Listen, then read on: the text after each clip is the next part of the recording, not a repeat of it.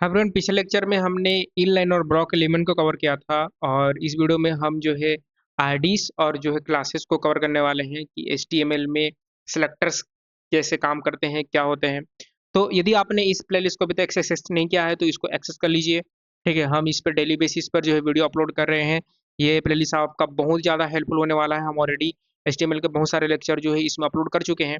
ठीक है, तो आप जो है यहाँ से इसको बुक मार्क करके जो है सेव कर सकते हैं और आगे जो है आप इसको देख सकते हैं। तो चलिए बिना किसी देरी के शुरू करते हैं।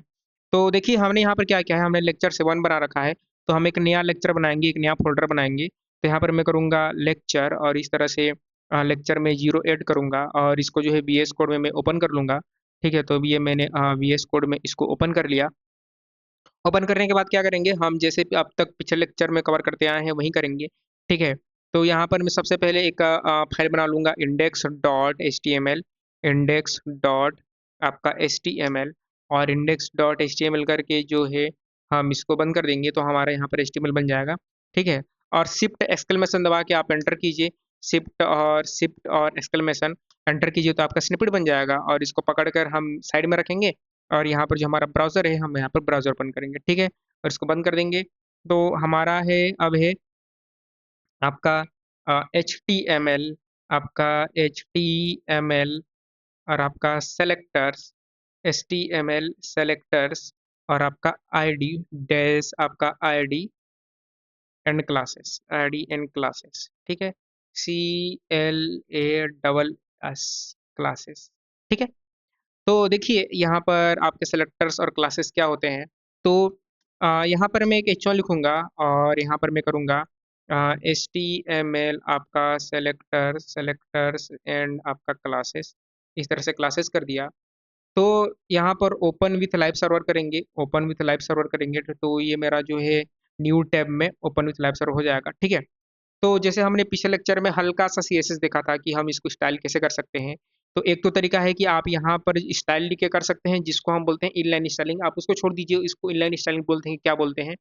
एक और तरीका है जिसको स्टाइल करने का, वो तरीका है आपका यहाँ पर स्टाइल टैग होता है। ठीक है, आपको क्या करना है, आपको हेड के ऊपर, हेड के अंदर जो है टाइटल के नीचे स्टाइल टैग बनाना है, STYLE, और एंटर करना है। ठीक है, तो CSS लिखने के लिए स्टाइल टैग होता है। ठीक है, अब जो है इस HTML को स्टाइल करने के लिए मुझे इस HTML को पकड़ना पड़ेगा। मान लीजिए हम, मैं आपको एक और समझाता हूँ। मेरे पास H2 है। ठीक है, और यहाँ पर मैं लिखूंगा कि दिस इज H2। ठीक है, मेरे पास H3 है और H3 है और दिस इज H3 लिखा। और मेरे पास जो है पैराग्राफ है लॉरेम, और लॉरेम 10 लिखा। ठीक है, लॉरेम 10 दे दिया। मान लीजिए मेरे पास एक और पैराग्राफ है, आप अभी देखते जाओ, आपको समझ आ जाएगा, मजा आ जाएगा। लॉरेम जो है मैं इसको 12 लिख दिया। ठीक है, अब जो है मान लीजिए मुझे स्टाइलिंग करनी है और मैं एक और H1 रखना चाहूंगा, एक और जो है मैं H1 रखना चाहूंगा। दिस इज आपका ब्रांड न्यू आपका H1। ठीक है, ब्रांड न्यू H1। ठीक है, तो स्टाइलिंग हम कैसे करेंगे, पहले क्या करते थे, यहाँ पर स्टाइल लिखते थे, बैकग्राउंड कलर देते थे, राइट। तो हम उसकी जगह पर क्या कर सकते हैं, स्टाइल टैग के अंदर आपको देना है। ठीक है, तो यहाँ पर HTML एलिमेंट को सेलेक्ट करेंगे। ठीक है, तो कैसे सेलेक्ट करेंगे, एक तो आप कर सकते हैं बाय टैग नेम। तो इसका टैग का नाम क्या है, H1, तो आपको यहाँ पर H1 लिखना होता है। इस तरह से आप H1 लिखेंगे और कर्ली ब्रैकेट लगाएंगे और एंटर करेंगे। ठीक है, यदि आपको पैराग्राफ को स्टाइलिंग करनी है तो आप P लिखेंगे और कर्ली ब्रैकेट लगाएंगे, एंटर करेंगे। तो हम अभी पैराग्राफ को नहीं दे रहे हैं, हम अभी H1 को दे रहे हैं। अब जो है क्या आप स्टाइल देना चाहते हैं, तो मैं देना चाहता हूँ बैकग्राउंड और आपका कलर।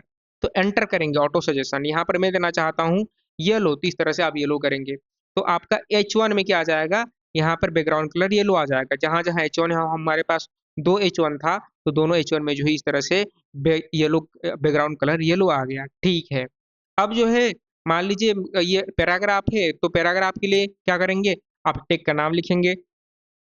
टेक का नाम क्या है, तो टेक का नाम पी है, पी लिखेंगे। कर्ली ब्रैकेट लगाएंगे तो कर्ली ब्रैकेट लगाइए और पी लिख कर जो है यहाँ पर जैसे कि मैं दूंगा बैकग्राउंड, और बैकग्राउंड कलर यहाँ पर मैंने दे दिया ब्लू। तो ब्लू दे दिया। तो जहां जहां पैराग्राफ टेक है वहां वहां पर क्या आ जाएगा, ब्लू कलर आ जाएगा। अगर मुझे इसका जो टेक्स्ट व्हाइट करना है तो क्या करूंगा, यहाँ पर एंटर करूंगा और WHIT यहाँ पर मैं लिखूंगा कलर। देखिए, टेक्स्ट को कलर देने के लिए हम यूज करते हैं COLOR कलर। और एंटर, और यहाँ पे लिखेंगे WHIT वाइट। तो एंटर इसको बोलते हैं कॉलन। ये जो आपका डबल डॉट आ रहा है, इस डबल डॉट को कहा जाता है आपका कॉलन। ये डबल डॉट को हम जो है कॉलम बोलते हैं, और यहाँ पर इसको कहा जाता है सेमी कॉलन, यानी कि कॉलन और उसके नीचे जो कॉमा है इसको हम बोलते हैं सेमी कॉलन। ठीक है, ये हो गया। तो यहाँ पर प्रॉब्लम क्या है? प्रॉब्लम ये है कि मान लीजिए मैं क्या चाहता हूँ कि इस H1 को मैं अलग कलर देना चाहता हूँ, इस H1 को मैं अलग कलर देना चाहता हूँ, कैसे करूँ बताइए? आप नहीं कर पाओगे। ठीक है, आप जो है नहीं कर पाएंगे, क्योंकि आपका ये जो H1 है, अगर आपने H1 ऐसे दो टैग दे रखे हैं, तो जब आप इस तरह से दो टैग दोगे, तो दो टैग देकर जो है आप जो भी स्टाइलिंग देंगे वो दोनों में सेम अप्लाई होगा, आप डिफरेंट नहीं कर सकते अप्लाई।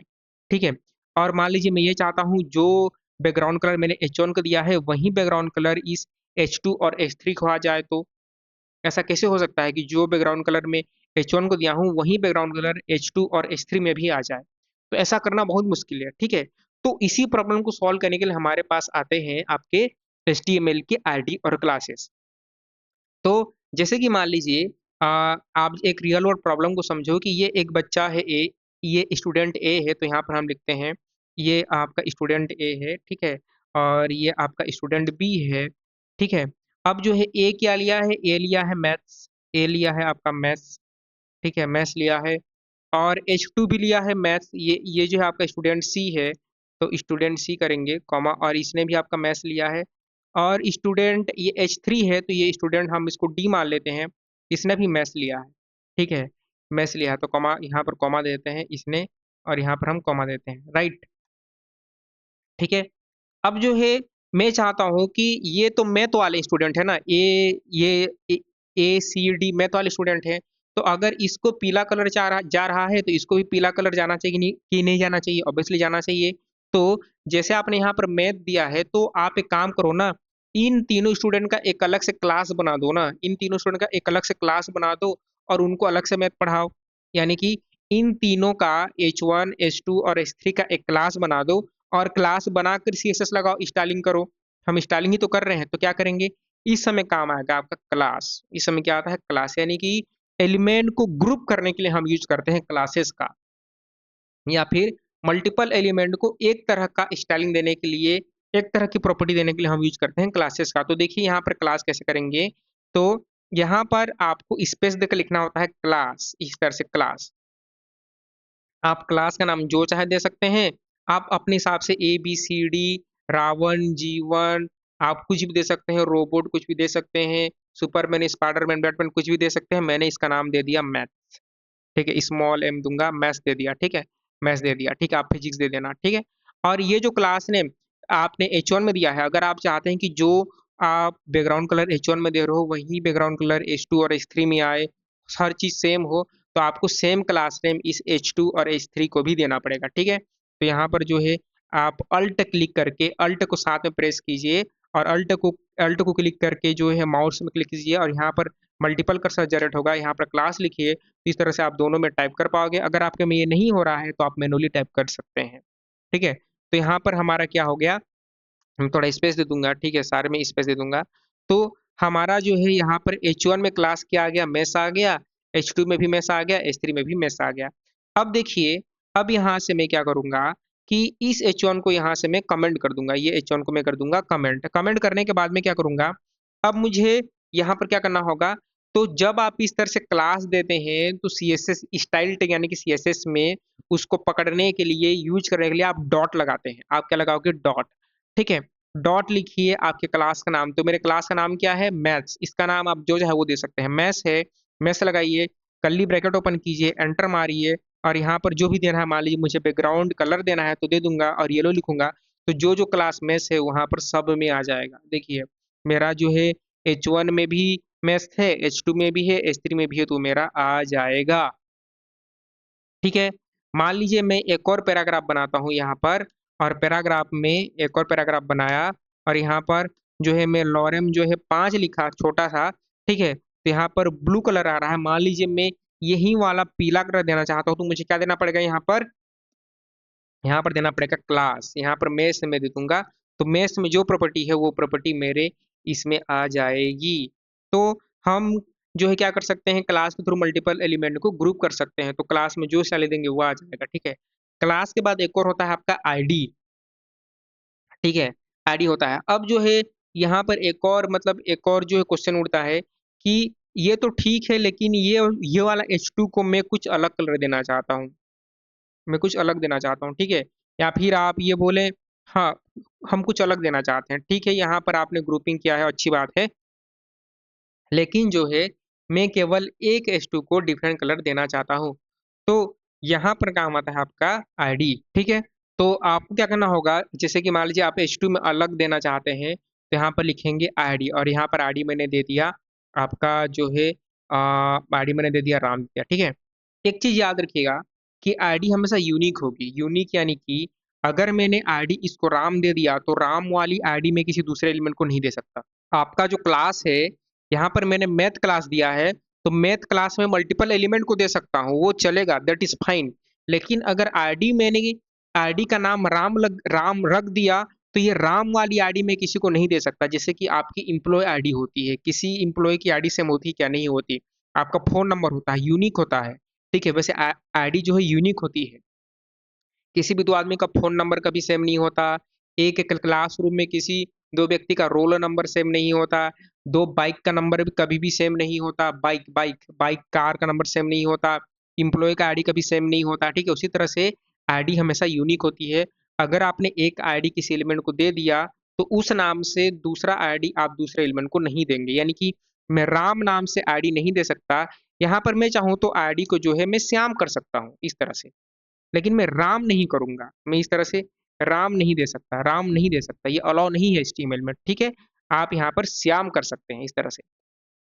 तो आईडी हमेशा क्या होगा, यूनिक होगा, ठीक है।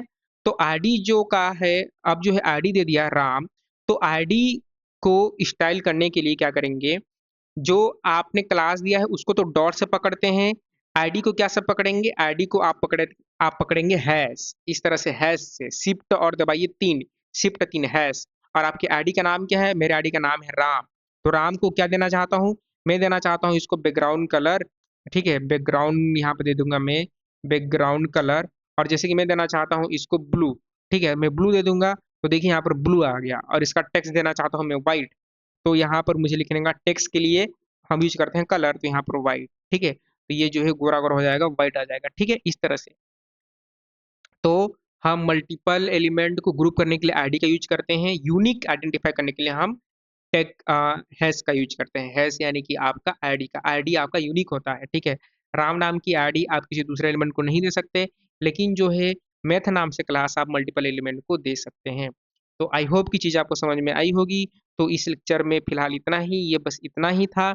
यदि आपने इस प्लेलिस्ट को एक्सेस नहीं किया है तो प्लीज़ इसको एक्सेस कर लीजिए। आप जो है एंटरटेनमेंट की चीज़ों को जो है सेव करके रखते हैं, आप इस तरह के एजुकेशन कंटेंट को भी सेव करके रखो, ताकि ये आपको जीवन में आगे बढ़ने में मदद करें। तो इस लेक्चर में फिलहाल इतना ही। तब तक आप खुश रहें, आबाद रहें, मुस्कुराते रहें। मिलते हैं नेक्स्ट लेक्चर में।